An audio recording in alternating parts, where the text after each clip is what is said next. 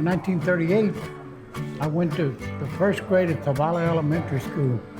And it didn't take me long to realize that the only kids in that school were Mexicans. So it was a segregated school. In Austin, of course, it's totally divided, with I-35. And so Mexican Americans live on the east side of I-35 and south. And this is a total construction on the part of the city council dating back to the 1920s. There's nothing natural about it.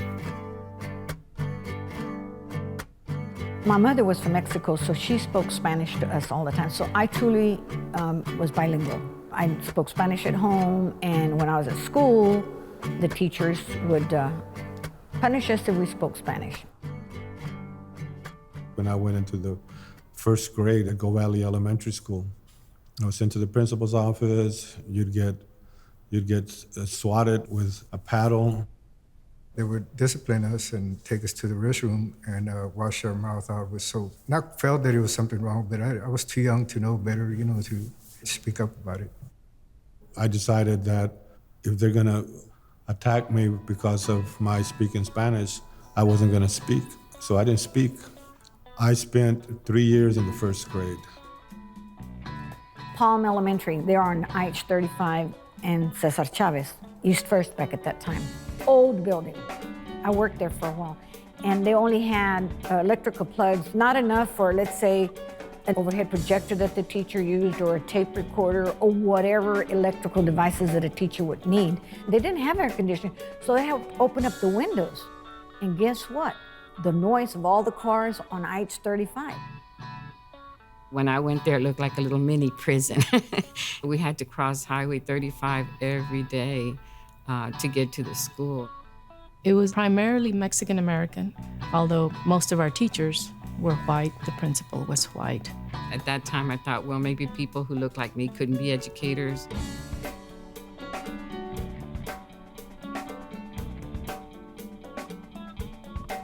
The Mexican Americans were not included in the desegregation plan originally.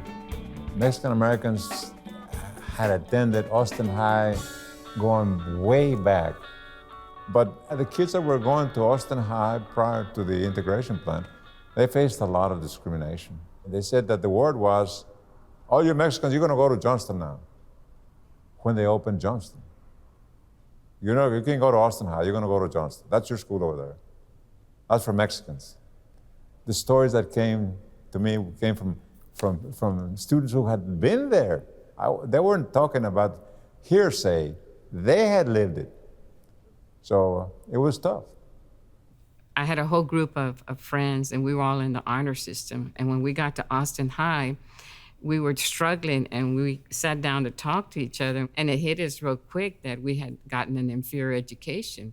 Our A's were probably a C+, and we were finding ourselves having to study really hard and so much just to catch up with the students that were there.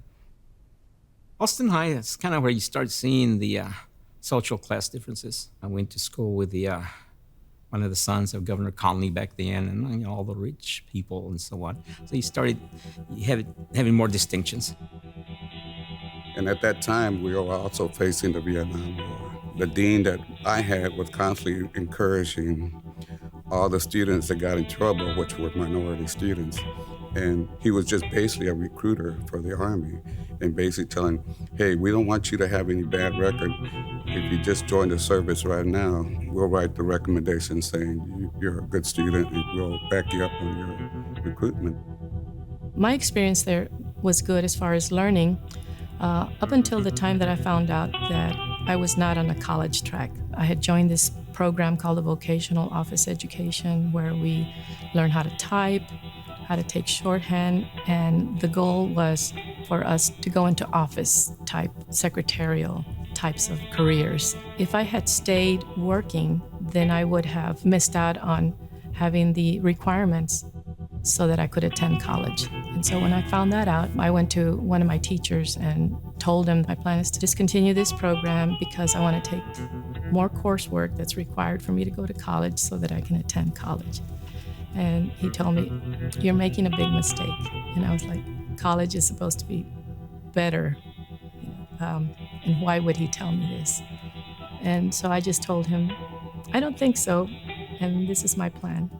I did apply during the spring of my senior year. I attended Johnson High School until I was a senior, and I dropped out. I was being bullied by the coaches and some of the band directors there, and I didn't feel that it was a place for me to continue school there, so I just decided just to try to make it with what I already had learned in school and the vocational courses that I had taken in printing, so I picked up a job as a printer. So you go over to East Side, you go to school, and they're teaching bricklaying. There's nothing wrong with that. They're not teaching bricklaying in high schools on the West Side. This is obviously, they're not tracking people to colleges on the East Side. They're tracking people to trades. They're tracking people to college on the West Side. I mean, it couldn't be more plain. After a couple of years there, we decided to organize. And at that time, you were having the Chicano walkouts throughout sort of like the Southwest, was experiencing this movement where students were just upset with how the educational system was working. And so we worked and we organized to do a walkout. And so we went to the auditorium and we demanded to speak to the superintendent, to the principals, and then we had our grievances. And we then began the process of having, meetings to address it. And so there was a lot of changes, and we as the seniors didn't benefit, but we knew from then on the students there would benefit from that particular action that we did there. In the Austin Independent School District, when you went to achievement levels, the whites, the African Americans, the Hispanics, we were at the bottom. The dropout rate was horrendous. But what happened was that we didn't have any administrators or teachers. When I went to the school board, we had one Mexican American principal at Zavala and 40 teachers. The relationship between teachers and students is very special. And you have to have teachers in the rooms that understand who these kids are. And if they don't, the magic doesn't happen. Ernie Perales had decided to do a study in the community itself to determine what needed to be done. And they came up with this list called the 17 demands. That became my agenda. When I went to the school board, I said, here it is. They want more teachers, they want more principals, they want more bilingual education, they want all those things, that came about.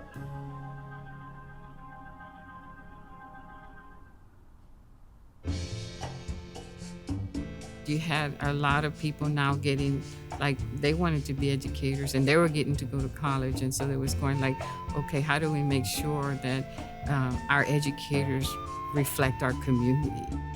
They would train the beginning teachers in Title I schools, and then they would, after they were trained 2 or 3 years, they would take the better teachers and move them to West Austin and other parts of Austin and bring us more beginning teachers. And so our children never had the opportunities to work with experienced teachers. More teachers like Modesta, Marilena fought to stay at the East Austin schools. He said, we need to promote bilingual education, and especially in East Austin, a lot of them were Spanish-speaking students. If we didn't, these kids were gonna suffer because the kids were not ready to take a test in English. Everybody got signs. We went to the school board, and they got Dr. George Sanchez from the University of Texas to come and score, and so we had to present all this information to the school board. This isn't right. And some of the teachers there, oh, no, we don't need to have them have a new school.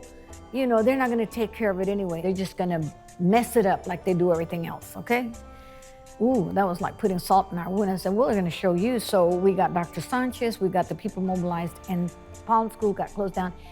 And then the other fight was, we wanted it on the east side of IH-35. The location was where the old Salvation Army was, and that's right now where the Sanchez Elementary School is.